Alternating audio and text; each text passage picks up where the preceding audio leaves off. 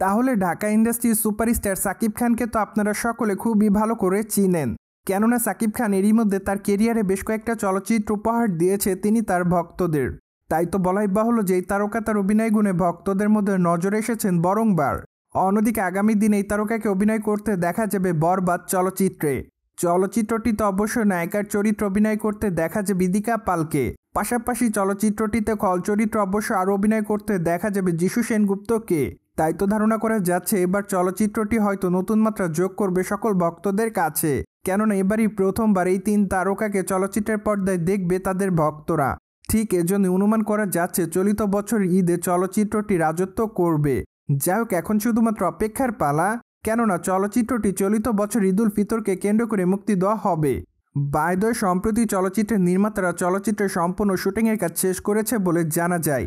মূলত চলচ্চিত্রটির দৃশ্য ধারণের সকল কাজ শেষ হয়েছে বলে শোনা যায়। মূলত তখন অবশ্য নির্মাতারা জানিয়েছিলেন যে তারা চলচ্চিত্রের গানের কাজ ব্যতীত সকল কাজ শেষ করেছে। তাই তো বর্তমানে জানা যায় এখনও বরবাদ চলচ্চিত্রের 2টি গানের শুটিংয়ের কাজ বাকি আছে। তার মধ্যে অবশ্য একটি রোমান্টিক গানেরও শুটিংয়ের কাজ বাকি রয়েছে বলে জানা যায়। ঠিক এজন্য নির্মাতা সম্প্রতি জানিয়েছে যে তারা সেই 2টি গানের শুটিংয়ের কাজ শেষ করার পর চলচ্চিত্রটি সেন্সর বোর্ডে জমা দিবেন। যার প্রেক্ষাপটে সম্প্রতি ধারণা করা যায় যে চলচ্চিত্রটি মার্চের 20 তারিখের পর সেন্সর বোর্ডে জমা দিতে পারেন চলচ্চিত্র নির্মাতারা। যাই হোক, চলচ্চিত্রটি কবে সেন্সর বোর্ডে জমা দিবেন চলচ্চিত্র নির্মাতারা তা অবশ্য এখনও চূড়ান্ত করে বলেনি, কিন্তু অনুমান করে বলা যাচ্ছে যে চলচ্চিত্রটি সেন্সর বোর্ডে 20 তারিখের পরই জমা দিতে পারে তারা।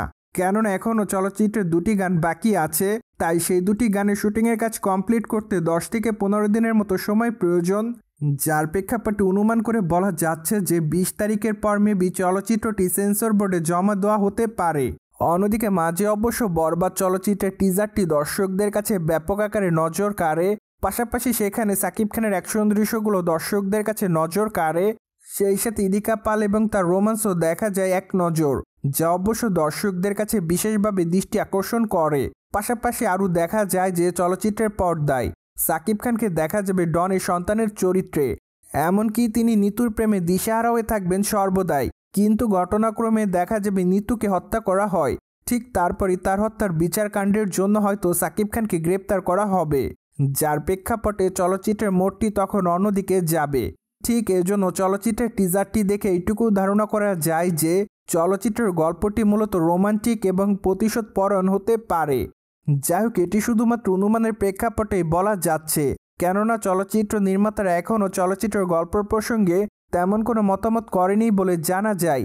কিন্তু চলচ্চিত্র নির্মাতা মেহেদী হাসান হৃদয় জানিয়েছেন যে চলচ্চিত্রের গল্পটি মূলত অ্যানিমেল চলচ্চিত্রের গল্পের কপি নয়। তাছাড়া এই চলচ্চিত্রের ভায়োলেন্সের সঙ্গে অ্যানিমেল চলচ্চিত্রের ভায়োলেন্সের মিল রয়েছে, যা তিনি অনেক আগেই নাকি দর্শকদেরকে জানিয়েছে। সোভিয়ার্স, জেনে তো নিলেন সাকিব খানের বরবাদ চলচ্চিত্রের 2টি গানের শুটিংয়ের কাজ এখনও বাকি রয়েছে। আর এই বিষয়টি নিয়ে আপনাদের কোনো মতামত থাকলে কমেন্ট বক্সে জানাতে ভুলবেন না। Subscribe our channel for more update.